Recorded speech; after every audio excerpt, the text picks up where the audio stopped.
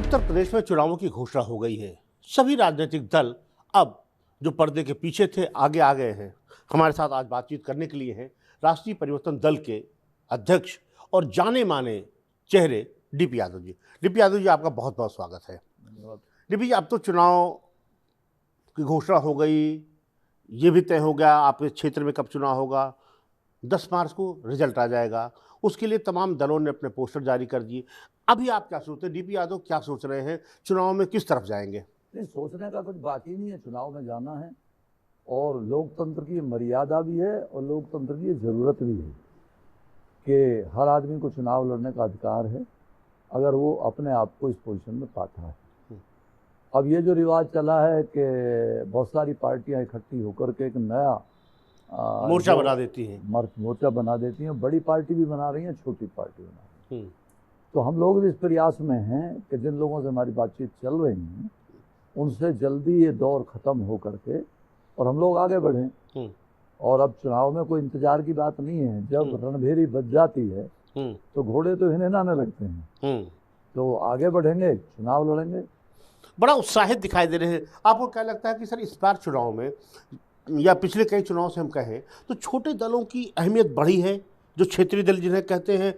देखिए, बुनियादी तौर पे अखिलेश जी, छोटे दल से मेरा मतलब है कि जो विधायक है उससे आप आदमी अपनी बात जल्दी कह पाता है, उसमें संकोच नहीं है। बड़े सेटअप के राजनीति करने वाले या बड़े लीडर्स से आम आदमी का मिलना थोड़ा सा मुश्किल होता है। इसलिए अहमियत इसलिए भी ज़्यादा है ये जो विधानसभा के चुनाव हैं कि लोकल आदमी अपने प्रतिनिधि को अपने करीब मानता है, उससे अपनी बात कह सकता है, सुना सकता है। बेशक नेता सुने या न सुने उसके ऊपर डिपेंड करता है, लेकिन और मूल विकास जो है, जो मुख्य विकास की धारा है, वो भी विधायक ही लेकर के अपने क्षेत्र को आगे चलता है। क्योंकि उसे जगह जगह की जानकारी होती है, मुश्किल क्या है, गांव क्या है, किसान क्या है, नौजवान क्या है, महिला क्या है, मेरे क्षेत्र की स्थिति क्या है। हाँ, वो जानता रहता है, वो जानता है। जी हाँ। मैं कह रहा था कि जैसे तमाम राजनीतिक दल जो बड़े जो नेशनल दल कहते हैं कि राष्ट्रीय दल अपने आप को कहते हैं, उनका सपा का कांग्रेस के साथ समझौता हुआ, सपा का बसपा के साथ समझौता हुआ, लेकिन अब सपा कहते हैं कि हमें तमाम उन छोटे छोटे दलों के साथ समझौता कर रहे हैं, चाहे वो ओम प्रकाश राजभर की पार्टी हो, चाहे वो कृष्णा पटेल हो, चाहे हो। तो मेरा ये कहने का मतलब है कि जैसे आपकी भी एक क्षेत्रीय दल है, छोटी पार्टी है, तो इनकी अहमियत ज़्यादा बढ़ रही है। खैर, जो लोग आपने लिए नाम वो बड़े बड़े प्रयोगों में फेल हो गए, तो वो छोटे प्रयोगों की तरफ, छोटे दलों की तरफ लौटे हैं। अच्छी बात है, छोटे दलों की भी सुनवाई हो जाए और एक दूसरे के साथ मिलकर के कुछ नया रूप निकले तो इसमें कोई बुराई नहीं है। और मैं समझता हूँ मिलजुल करके राजनीति में बदले की भावना से दूर की राजनीति करने का काम किया जाए। लोग एक दूसरे से मिलकर समस्याएं हल करने का काम करें, अपनी जनता की आवाज़ सुनने का काम करें, लोगों को आगे बढ़ाने का काम करें, शिक्षा और रोजगार देने का काम करें। इससे अच्छी क्या बात हो सकती है।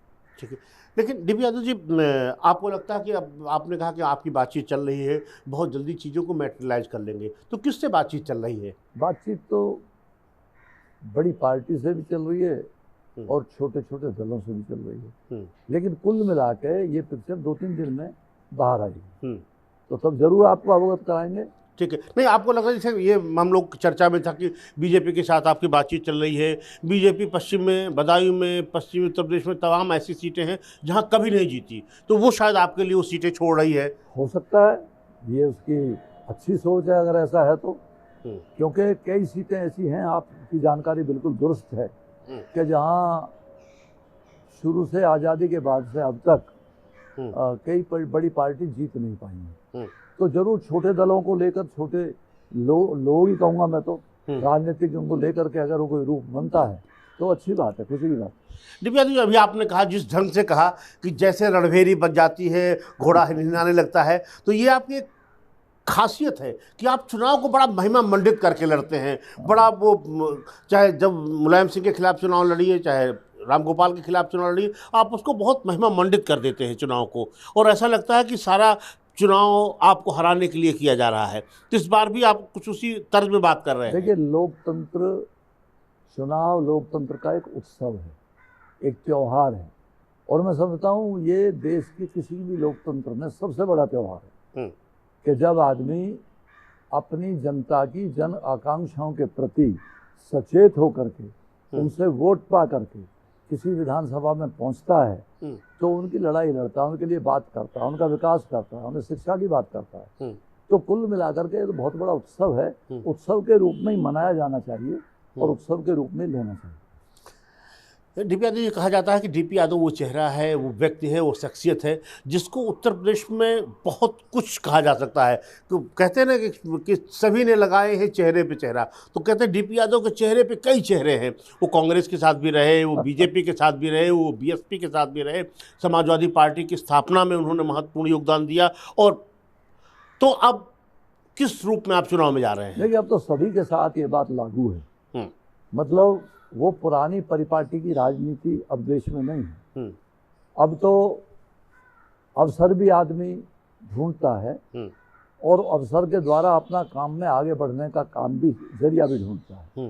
तो कुल मिलाकर के अब आदमी अपनी खुद की आइडियोलॉजी, उसकी जो खुद की सोच है जनता के प्रति, उसमें ज़्यादा जाने की कोशिश करता है। इसलिए क्षेत्रीय दलों की भी काफ़ी बड़ी मान्यता हो गई है। और कुल मिलाकर के ये बात सही है कि स्थानीय नेता या क्षेत्रीय विधायक जितना बढ़िया ढंग से अपनी जनता की समस्याएं रख सकता है, उतना बहुत बड़े स्तर पे आने वाला आदमी या दूर से खड़ा होकर खेल देखने वाला आदमी नहीं कर सकता। हाँ, तो आपको लगता है कि इस बार आप चुनाव में दमखम के साथ उतरेंगे अगर कहीं बात बनती है तो, और नहीं बनती है तो? निश्चित डीपी यादव चुनाव लड़ेंगे? अडिग फैसला है, मैं भी लड़ूंगा, लोग भी लड़ेंगे। तो आपने तय कर लिया कहाँ से लड़ेंगे? हाँ निश्चित, सहसवान से आप लड़ रहे हैं? हाँ लड़ूंगा। विधानसभा चुनाव? जी हाँ जी। किसी से समझौता हो चाहे ना हो? बेशक, उसमें कोई परेशानी नहीं है। अच्छा डीपी यादव जी, आप तो सभी दलों में रहे, तमाम नेताओं के साथ रहे, तमाम करीबियों के साथ रहे, आपको क्या लगता है कि सब राजनीतिक दल, सब नेता एक जैसे हैं या कुछ में कोई भिन्नता देखते हैं? मेरा अनुभव आपका बीएसपी के साथ, एसपी के साथ, बीजेपी के साथ, सबके साथ है। नहीं, भिन्नता नहीं होती विचारों की तो मैं उन दलों का साथ क्यों छोड़ता। लेकिन अब आकर के मुझे ऐसा महसूस हुआ, हालांकि मैं बीजेपी में नहीं हूँ, कि माननीय प्रधानमंत्री ने किसानों की मांगों को मान करके एक अच्छा काम किया, एक बड़ा काम किया। और किसानों ने भी अभी अपने अधिकारों के प्रति अपनी जागरूकता दिखा करके बहुत बढ़िया काम किया। तो मैं तो दोनों को ही बधाई देता हूँ कि कुल मिलाकर के एक माहौल बना जो देश के समाज के प्रति उत्साहवर्धक भी है और स्वास्थ्यवर्धक भी है।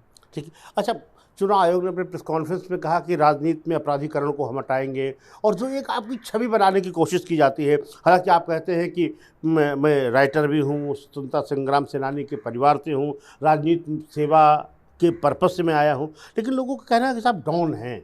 डीपी यादव का एक चेहरा है जो जिसको हम कह सकते हैं वो देश में एक प्रमुख तौर पे डॉन के तौर पे ज़्यादा जाते ही नहीं रहा, क्योंकि एक स्वतंत्रता सेनानी बाप का बेटा कभी अपराधीकरण की तरफ तो सोचेगा भी नहीं। और दूसरे नंबर, हमने जो शिक्षा पाई है वो शिक्षा राष्ट्र प्रेम है, देश प्रेम है, उसमें अपराध की कोई जगह नहीं है। हाँ, बेवजह कहीं कोई कॉलेज टाइम से ही इधर उधर की बातें जोड़ करके, और कुछ जैसे पिछले दिनों ही माननीय न्यायालय ने आदेश दिया, उससे पहले हमको बदनाम कर दिया गया था। तो ऐसी घटनाएं आदमी को रोकने के लिए, उसकी लोकप्रियता को कम करने के लिए या आगे बढ़ते कदमों को थामने के लिए कई ताकतवर लोग करते रहते हैं। सर, ये इसी सवाल है मेरा कि जैसे आपने कहा कि आपको राजनीति का बड़ा तजुर्बा है, तो आपको लगता है कि राजनीति थोड़ी क्रूर है, वादा करके लोग मुकर जाते हैं?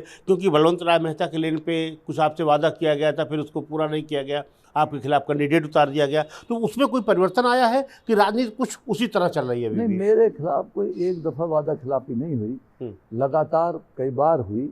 वादे कर करके बड़े बड़े नेताओं ने मतलब उस तरीके से मेरे राहों को रोकने की कोशिश की गई, लेकिन ईश्वर ऊपर है और हमारी सच्चाई और ईमानदारी की राजनीति करने का वादा हमारे साथ है। जो आपने कहा कि राजनीति में कम से कम बदले की भावना से काम नहीं करना चाहिए लोगों को, क्या आपको लगता है कि आप उसके शिकार हुई हैं? आपने झेला है वो? एक बार नहीं, कई बार हुआ हूँ, लेकिन मेरा अपना मन है, सोच है कि राजनीति में बदले की भावना से काम नहीं है। आप पे रासुका तक लगा दी गई, रासुका लगा दी गई आप पे सिर्फ चुनाव लड़ने के कारण? महज चुनाव से रोकने के कारण, हराने के लिए हाँ। सरकार गिरा दी गई, नए एक दिन का मुख्यमंत्री बना दिया गया, पूरे क्षेत्र को कैप्चर कर दिया गया, उसके खिलाफ में माननीय उच्च न्यायालय चला गया, इलाहाबाद उच्च न्यायालय ने मेरे फेवर में फैसला दे दिया, यहाँ तक हुआ।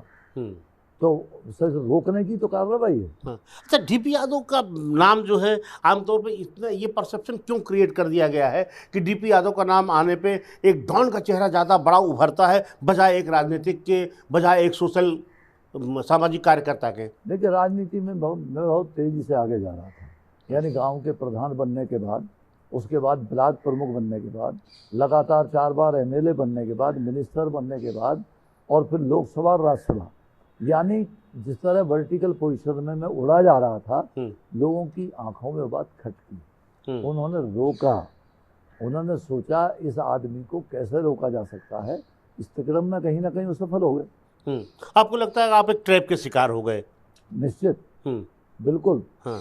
मुझे उस लाइन पर लगाया गया कि किस तरह भी इसको रुकावट पैदा करके इसकी राजनीति को रोक दिया जाए, वरना हम तो आज भी हजारों बच्चों को शिक्षा देते हैं, उन्हें किताबें देते हैं, और अभी पिछले दिनों कोरोना की बीमारी में जिन बच्चों के माँ बाप का नुकसान हो गया है, चले गए बेचारे, उन बच्चों को, इसी स्कूल के 60 बच्चों को मैंने गोद लिया हुआ है। अभी भी मैं अपनी जेब से उन बच्चों को किताब, कापी, कपड़े दे करके उनकी शिक्षा का प्रबंध करता हूँ। अच्छा, ये चीज़ें नहीं आ पाती हैं? नहीं आ पाती हैं, क्योंकि भेजने वाले लोग नहीं ला पाते, हम तो उनसे कहते भी हैं, और इस बात की बहुत ज़्यादा ख्वाहिश नहीं है कि जो अच्छा काम करूं उसका बहुत बड़ा एक्सपोजर हो, लेकिन जो असलियत है उसको कहने का काम तो किया जाना चाहिए, ताकि हमें भी उत्साह बना रहे काम करने का, अच्छाई करने का, भला करने का। ऐसे ही उद्योगों में मैंने हजारों नौजवान किसानों के बेटों को काम दिया, उन्हें, ताकि उनके हाथों को रोजगार मिले और अपनी ज़िंदगी अपने पैरों पर खड़े होने का काम करें। वक्त हो चला छोटे से ब्रेक का। ब्रेक के बाद जब लौटेंगे तो डीपी यादव से जानेंगे कि आखिर अब उत्तर प्रदेश में चुनाव किस तरफ जा रहा है और सबसे बड़ा चुनावी मुद्दा क्या होने वाला है।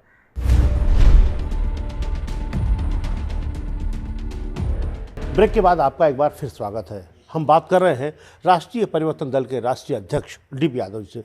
डीपी यादव जी, चुनाव हो गया, आप देख रहे होंगे किस तरह प्रधानमंत्री उत्तर प्रदेश में कैंप कर रहे हैं, फोकस आपका उत्तर प्रदेश पे है। आपको लग रहा है कि वही मुद्दे आगे आ पा रहे हैं जो जनता से जुड़े हुए हैं, या फिर चुनाव को भरमाया जा रहा है, भटकाया जा रहा है? नहीं, देखिए, प्रधानमंत्री कोई भी बनता है तो अपनी नीतियां लागू करता है और काम भी करता है, और इस सरकार ने भी, मेरी नज़र में, मैं नहीं जानता उसका आप किस तरीके से एनालाइज करते हैं, लेकिन सरकार ने भी काम किया है, पब्लिक के बीच काम किया है। आज हम चलते हैं, बढ़िया से बढ़िया हाईवे बने हुए हैं, आने जाने की सुविधा हो गई है, शिक्षा में भी काम हुआ है, रोजगार में भी काम हुआ, तो काम तो हर सरकार करती है, लेकिन हमारे देश में समस्याएं इतनी हैं कि बहुत ज़्यादा काम की ज़रूरत है, इसलिए सरकार को भी दुगना तिगना काम करने की ज़रूरत है। पब्लिक की अपेक्षाएं पूरी नहीं हो पा रही हैं, रोजगार पूरा नहीं मिल पा रहा है, किसानों का काम भी हो रहा है, लेकिन जितना होना चाहिए खेती के साथ उतना नहीं हो पा रहा है।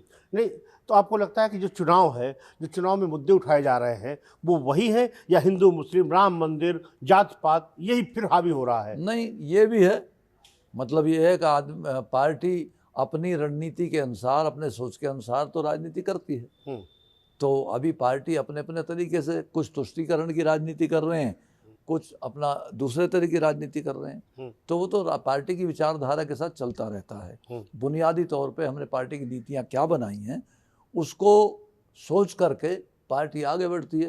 पार्टी आज भी कुछ ऐसा काम तो कर रही हैं। नहीं, जैसे कहा जाता है ना कि उत्तर प्रदेश में कई बार जो विकास के मुद्दे हैं, डेवलपमेंट के मुद्दे हैं, वो पीछे हो जाते हैं, और हम जात का मुद्दा कभी हावी हो जाता है, कभी मंदिर मस्जिद का मुद्दा हावी हो जाता है, कभी हिंदू मुसलमान का मुद्दा हावी हो जाता है।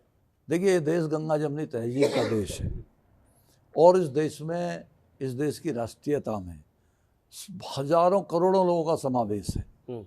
सभी लोगों ने आज़ादी से लेकर आज तक इस देश को बनाने का काम किया है। तो उसी तरह समरसता की राजनीति, आपसदारी की राजनीति, एक दूसरे का साथ देने की राजनीति।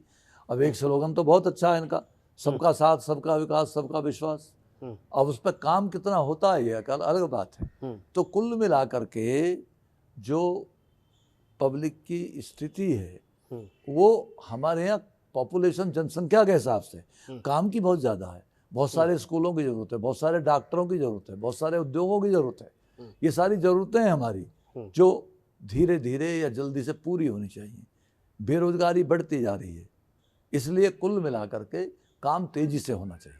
काम तेजी, लेकिन आपको लग रहा नहीं, आप जिस तरह आपने प्रधानमंत्री की तारीफ की कि अच्छा काम कर रहे हैं, योगी आदित्यनाथ जी भी अच्छा काम कर रहे हैं? देखिए, प्रदेश को बढ़ाने के लिए योगी जी ने भी क्या ऐतिहासिक फैसले लिए, और मैं समझता हूँ कि एक मतलब लोकप्रिय सरकार को अच्छे निर्णय लेने चाहिए। सरकार प्रदेश कुछ मोहित दिखाई दे रहे हैं आप भाजपा की तरफ। ना डायरेक्ट तो चूंकि आप अपना दल चला रहे हैं, नहीं बोल रहे हैं, लेकिन जिस तरह से प्रधानमंत्री योगी जी की तारीफ कर रहे हैं, कहीं ना कहीं आपके दिल में है। मैं अभी बीजेपी में नहीं हूँ, मैं तो बोला, लेकिन जो किसी के काम हैं उनके बारे में तो नहीं, आपने बहन जी का कोई काम नहीं बताया, अखिलेश जी का कोई काम नहीं बताया, मुलायम सिंह यादव जी का कोई काम नहीं बताया, जिनके साथ रहे मोदी जी का काम बता रहे हैं। उनकी अब सरकार है ही नहीं।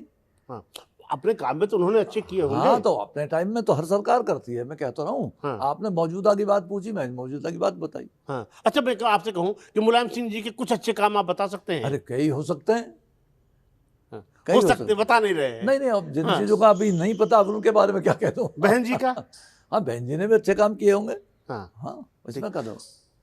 दिव्या जी, आप बहुत चतुर हैं, बहुत चालाक हैं, आप बहुत डिप्लोमेटिक हैं, आपने पार्टियां चलाई हैं, आप हर सदन में रहे हैं। आपने कहा कि आप, चूंकि आपने ये भी देख लिया है कि किस तरह तेजी से बढ़ने पे सब लोग दुश्मन हो जाते हैं, साजिश करने लगते हैं, इसलिए आप बहुत बच के, बहुत सधे जवाब दे रहे हैं।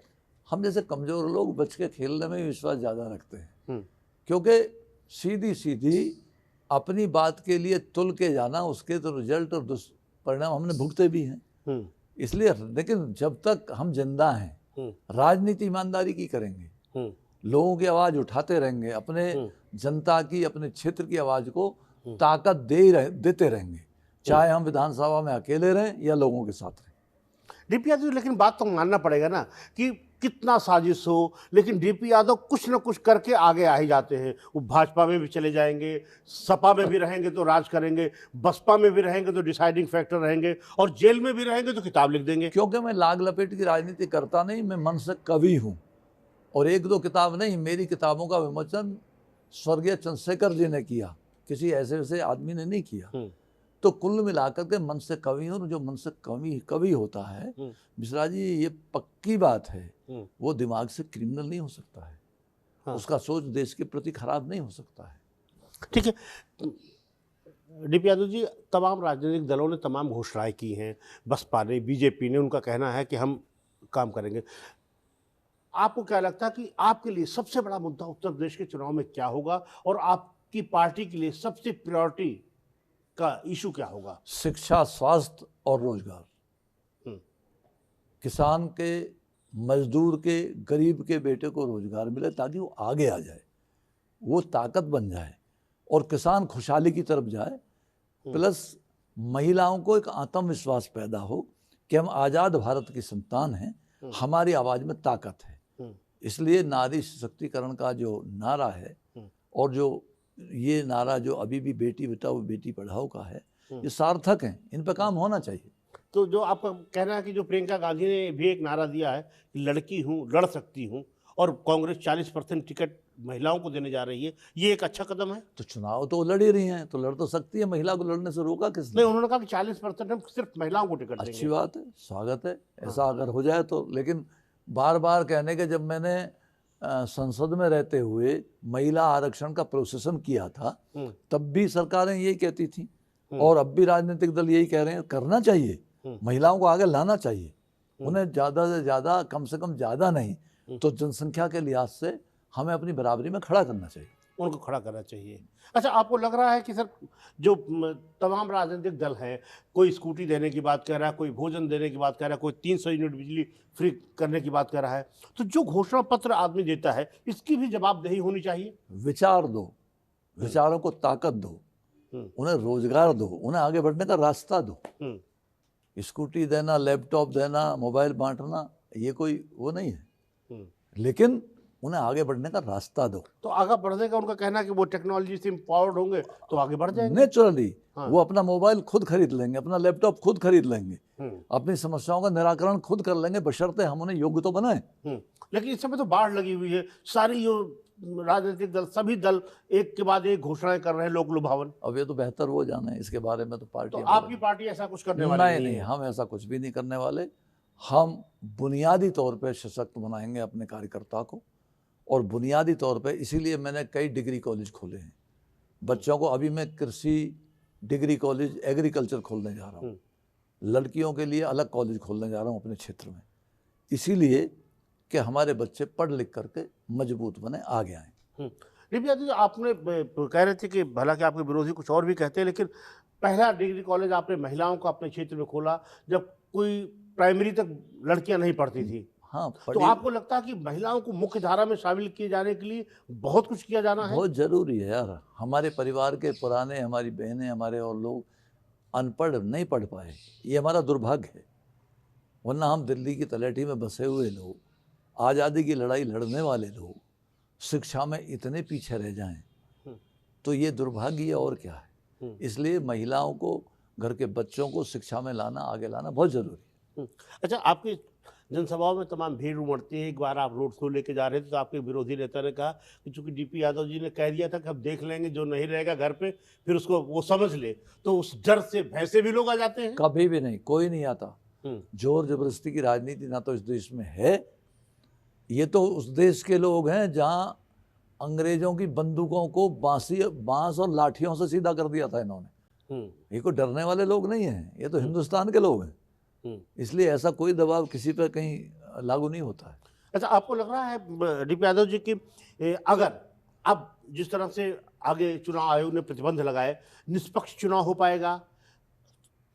समाजवादी पार्टी ने, तमाम राजनीतिक दलों ने कुछ अधिकारियों की सूची दी है कि साहब इनको हटाइए, चाहे अवनीश अवस्थी हो, नवनीत सहगल हो, जो मुख्यमंत्री कार्यालय में है, वो पार्टी के वर्कर की तरह काम कर रहे हैं। मेरी इस बारे में कोई जानकारी नहीं है। ये व्यवस्था बनाना तो सरकार और चुनाव आयुक्त की है, ठीक है, वो बनाएंगे, कराएंगे। डीपीआर जी, ईवीएम पे सवाल उठते रहे हैं, तमाम राजनीतिक दल सवाल उठाते रहे कि चाहते हैं कि वो साहब जहाँ पे ईवीएम शुरू हुआ था वहाँ पे खत्म हो गया, बैलेट आ गया है। तो आपको लगता है कि ईवीएम पे कुछ संदेह करने का सवाल नहीं? देखिए, हम दोहरी बात ना करें, या तो उसे एक्सेप्ट करें या उसका बाइकआउट करें। हम एक्सेप्ट भी करते हैं, जहाँ जीत जाते हैं एक्सेप्ट कर लिया, जहाँ नहीं जीते कंडम कर दिया।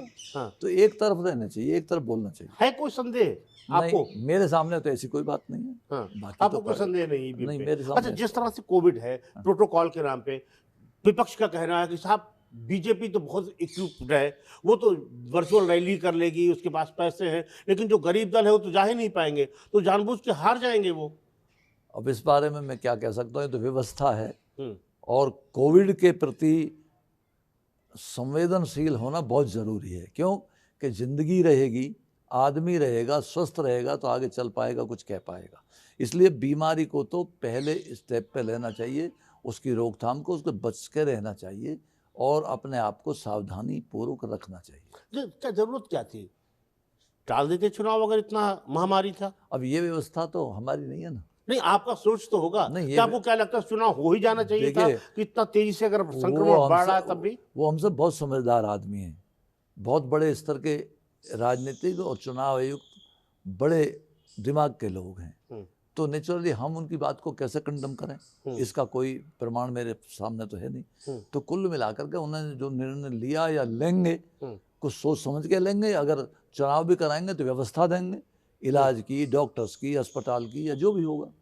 अच्छा, एक आमतौर पे माना जाता है कि जो बड़े वीआईपी होते हैं कई बार चुनाव नहीं लड़ रहे हैं इधर, चाहे योगी आदित्यनाथ जी हों, वो विधान परिषद चाहते हैं, अखिलेश यादव जी हैं, मायावती हैं, ये लोग विधानसभा के चुनाव नहीं लड़ते हैं, इसमें कई तो लोकसभा के भी नहीं लड़ते हैं। तो क्या आपको लगता है जो लोक लीडर हो उसको चुनाव जरूर लड़ना चाहिए, क्योंकि वो जनता से करेक्ट हो सके? लड़ना चाहिए, हाँ, लड़ना चाहिए।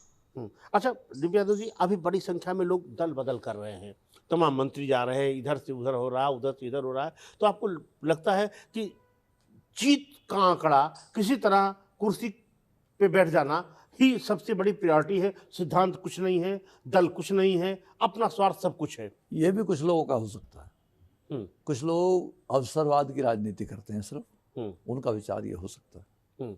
जिसे कहा जाता है मौसम वैज्ञानिक। हाँ, जो भी कुछ कह लो, हाँ। इसके लिए तो आप जो भी अंदाजा लगा। ठीक है। डीपी यादव जी, आप बड़ा सहज होकर बैठे हैं, आपको लगता है कि इस बार धन बल का भी प्रयोग हो सकता है और चुनाव आयोग को उस पर भी मॉनिटरिंग करनी चाहिए? नहीं, उसके इंतजाम तो पिछले दिनों चुनाव में भी सख्त और पुख्ता किए गए थे, और इस व्यवस्था में तो सरकार है, सरकार के पास बहुत सारे इंतजाम हैं, तो जरूर इस व्यवस्था में आएगी। ठीक है। तो आप क्या मानते हैं कि उत्तर प्रदेश के बारे में अगर मैं आपसे कुछ प्रोडिक्ट करूं, कुछ कहूं कि कुछ आप अभी तक जो माहौल देख रहे हैं, क्या देख रहे हैं, तो क्या बताएंगे? नहीं, उम्मीद कर सकता हूं कि चुनाव निष्पक्ष होगा, अच्छा होगा। अच्छा होगा। और किसी दल की सरकार बनने की उम्मीद है? वो ऊपर वाला जाने। आप कितने सीटों पर लड़ रहे हैं फिलहाल? मैं अगर हमारी पार्टी को लड़ना पड़ा और जो राष्ट्रीय कार्यकारिणी ने फैसला किया है, तो कम से कम 100 से 150 के बीच सीट पर लड़ेंगे। ठीक है। एक आखिरी सवाल है डीपी यादव जी, जब आप गुजरते होंगे, तमाम ऐसे अवसर आता होगा कि जब मुलायम सिंह यादव को मंच पे देखते होंगे, आमने सामने पड़ जाते होंगे, उनके काफिले के बगल से गुजरते होंगे या उनके एरिया में जाते होंगे, क्योंकि आपका उनका एक साथ का उठना बैठना है, तो मन में क्या विचार आता है कि इस व्यक्ति ने मुझे धोखा दिया कि इस व्यक्ति ने मुझे आगे बढ़ाया? नहीं, एज ए मैन हम कल भी इज्जत करते थे, आज भी करते हैं। वो बड़े नेता हैं, इसलिए उनसे बहुत कुछ सीखने को मिला है, मिलेगा। लेकिन जहाँ कमी की है उस बात की तकलीफ भी है मन में, क्या ऐसा नहीं होना चाहिए था। हमने अच्छी राजनीति शुरू की थी, अच्छी तरह साथ दे रहे थे, तो जो कुछ हुआ उसके लिए अफसोस भी। तो ये थे डीपी यादव जी, जिन्होंने बहुत बेबाकी से तमाम सवालों का जवाब दिया, लेकिन बहुत चालाकी से ये फिलहाल ये बताने से कतरा रहे हैं कि इनका किसके साथ गठबंधन होने जा रहा है और ये किसके साथ जाना चाहते हैं। भारतीय जनता पार्टी के साथ गठबंधन करेंगे या तमाम छोटे दलों के साथ मिलकर मोर्चा खोलकर ये चुनाव में मोर्चा लेंगे। थैंक यू, धन्यवाद। कैमरामैन सुनील के साथ अखिलेश मिश्र, जनतंत्र TV, Noida.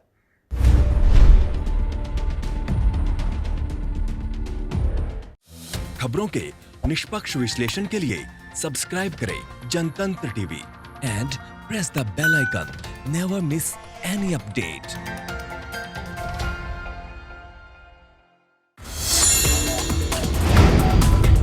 Download the Janatantra TV app, available on Google Play and App Store. Download it now.